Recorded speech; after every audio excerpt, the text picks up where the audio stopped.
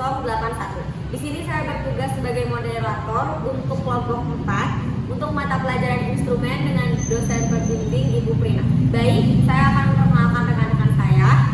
Perkenalkan, nama saya Ahmad Anwar Maulana dengan NIM 2350391064. Perkenalkan, nama saya Hairun Nisa dengan NIM 2350391077. Perkenalkan, nama saya Kartika Dwi Andani dengan NIM 2350391061.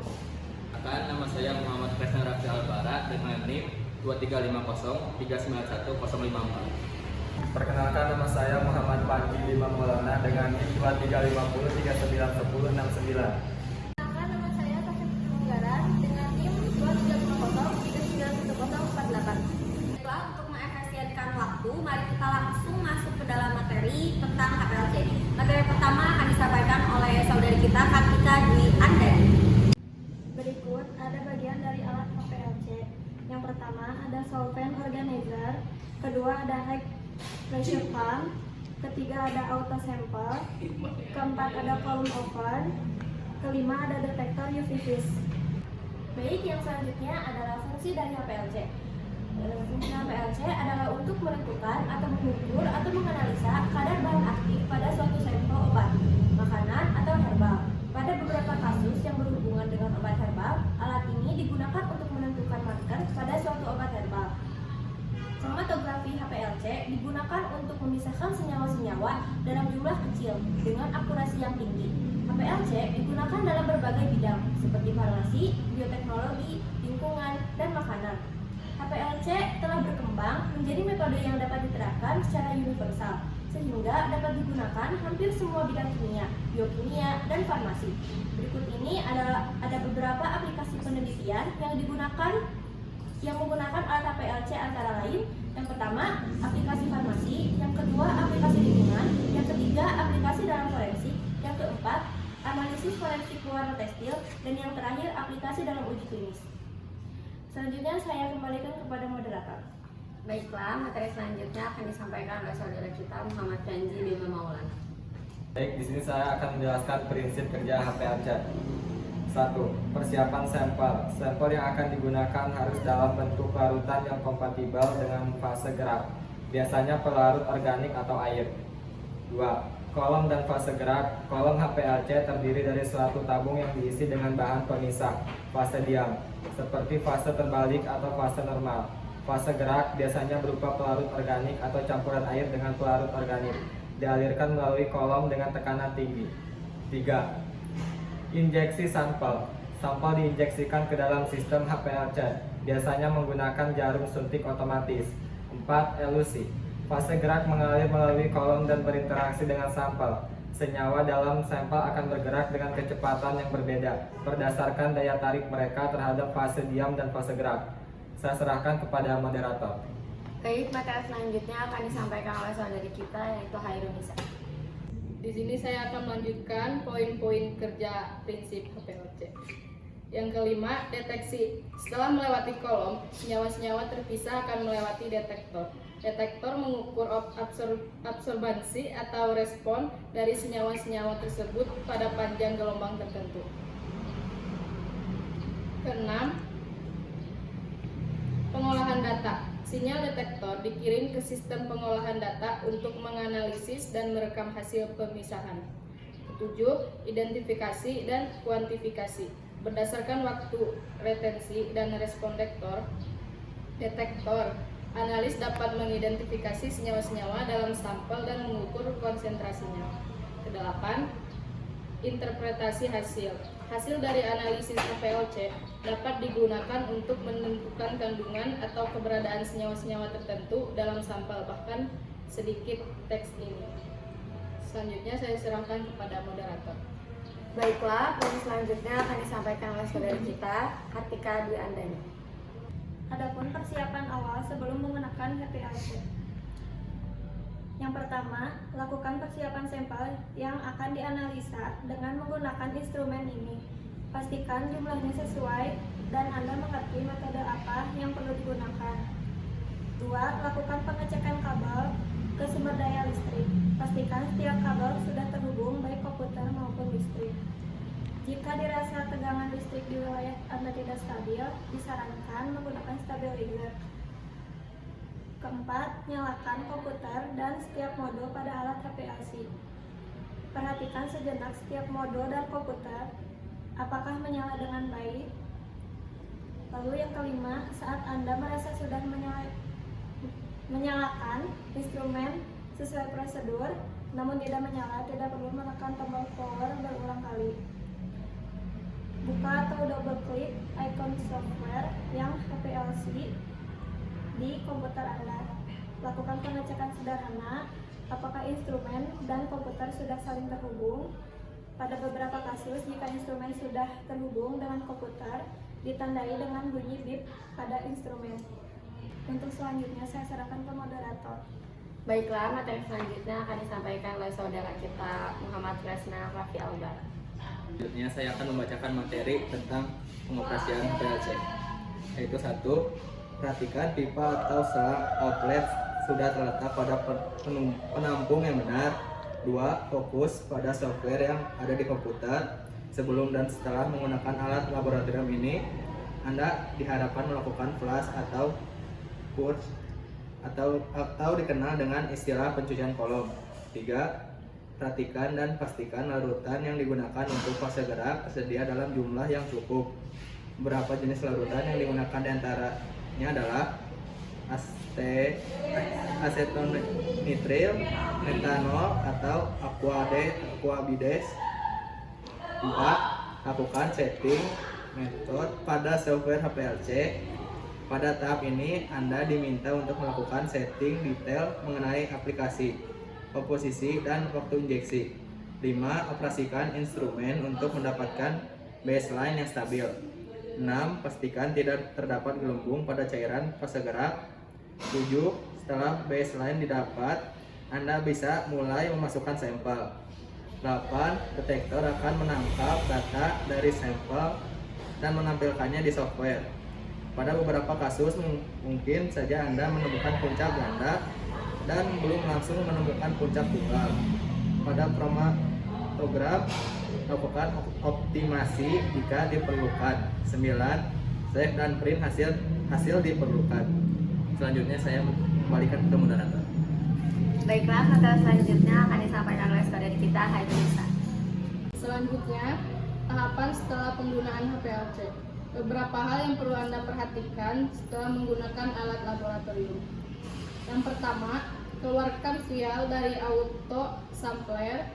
Yang kedua, lakukan flush atau membersihkan kolom. Yang ketiga, mematikan instrumen sesuai dengan alur yang ditetapkan. Jika perlu melakukan disconnecting instrumen, lakukan itu terlebih dahulu sebelum menonaktifkan switch power. Yang keempat, matikan komputer dan cabut sumber daya jika tidak digunakan dalam waktu lama. Yang kelima, tutup HPLC dengan cover atau case lainnya untuk mencegah debu dan kotoran menempel.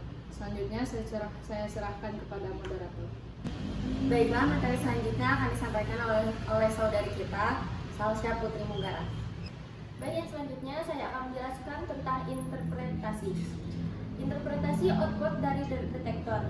Output akan direkam sebagai rangkaian puncak-puncak di mana masing-masing puncak mewakili satu senyawa dalam campuran yang melalui detektor dan menyerap sinar UV.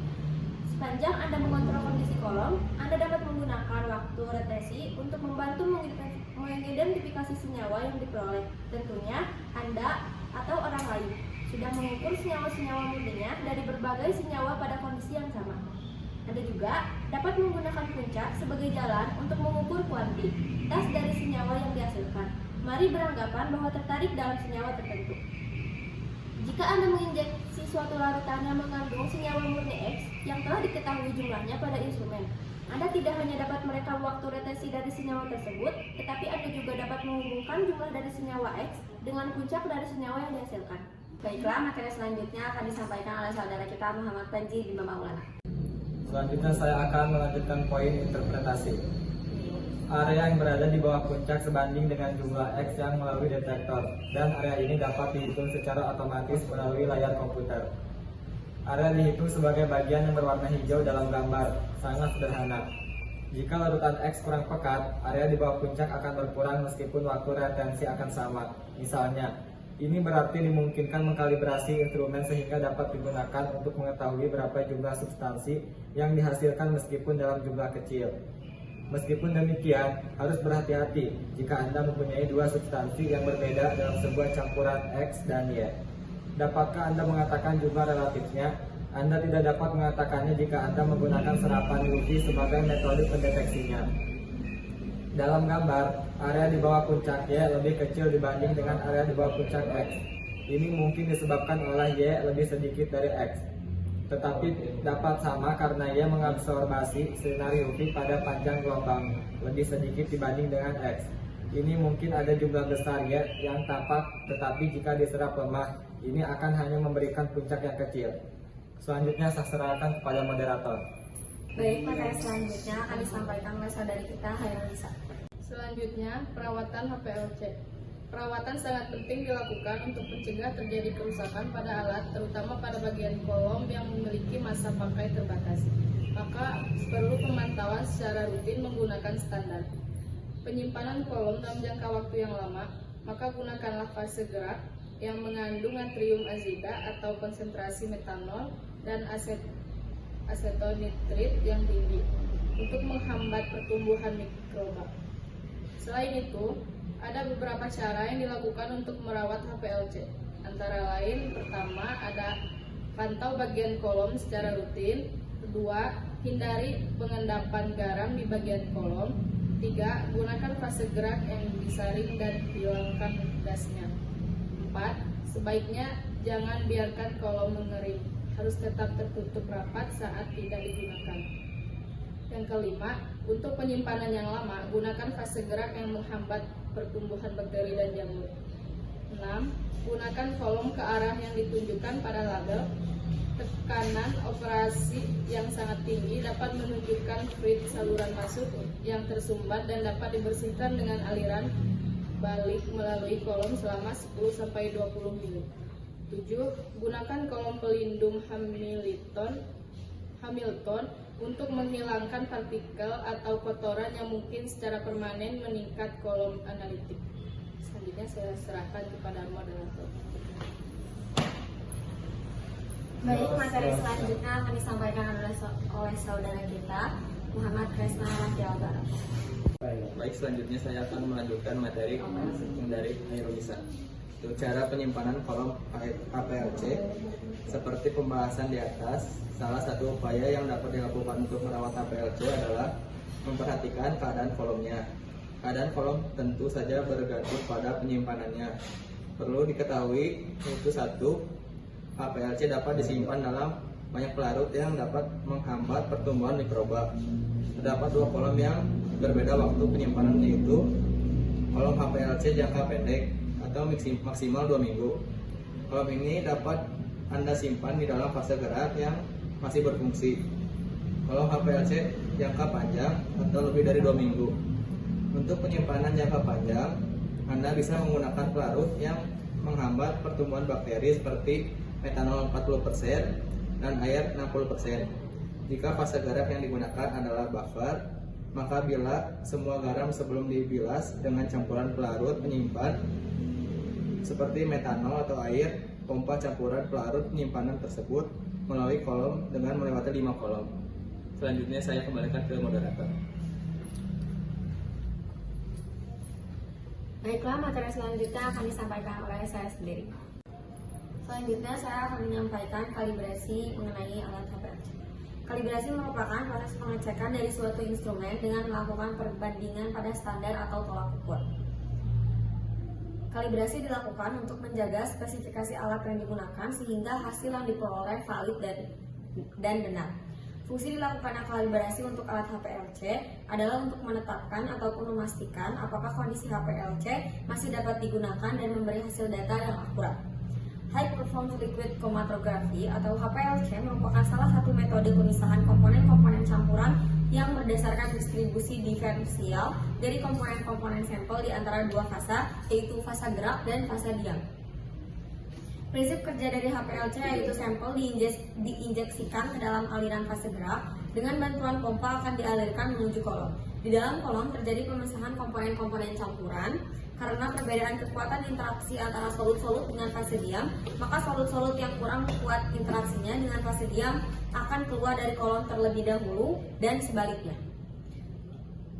Setiap komponen yang keluar dari kolom akan dideteksi oleh detektor, kemudian direkam dalam bentuk pematogram. Baiklah, sudah sampai kita di penghujung presentasi ini. Saya ucapkan terima kasih banyak atas perhatian yang telah hadirin berikan. Akhir kata saya ucapkan Assalamualaikum warahmatullahi wabarakatuh.